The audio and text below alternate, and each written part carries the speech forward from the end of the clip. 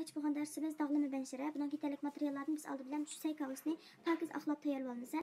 Anda buni shu say qirg'ichimiz bilan, ya'ni sayz qirg'ich bilan qirib olamiz.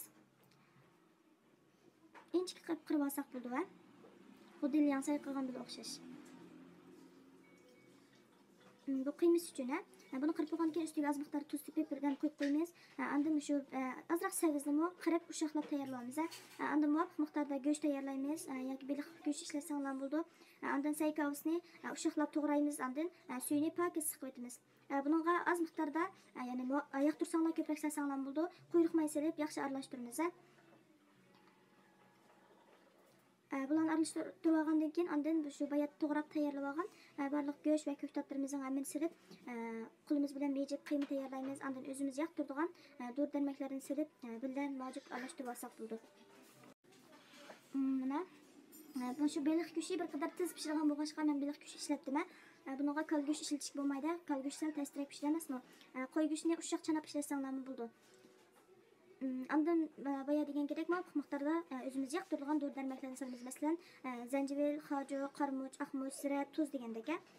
Andan shu yumaloq kesib tayyorlab olgan banshir jildimizga muvofiq miqdorda qiyma solib, shu o'zimiz yaxshi ko'radigan tugish usuli bo'yicha tugib tayyorlab olsak bo'ldi. Biz shunday tugib tayyorlab olgandan keyin qozonni o'tga qo'yib, ravuz qizitib olamiz. Qizini tekshirib boqaylik. Bu qizib bo'lamapti.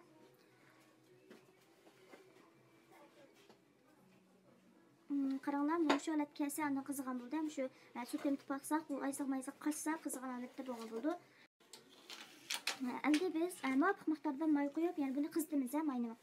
Jiq qo'yatmaymiz. Asti qozonning ostini maylash uchun mana shu banshirimizning osti kuyib ketmaslik uchun maylaymiz qozonni, chapishib qolmaslik uchun. Mana may qizigandan keyin biz tayyorlab olgan banshirimizni qozonga qaratib tizib olamiz. Yaqin tizsanglar bo'ldi.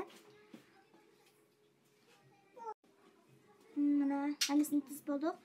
Bularni pat-pat midirtib qo'yamiz, sapliqni midirtib qo'yamiz.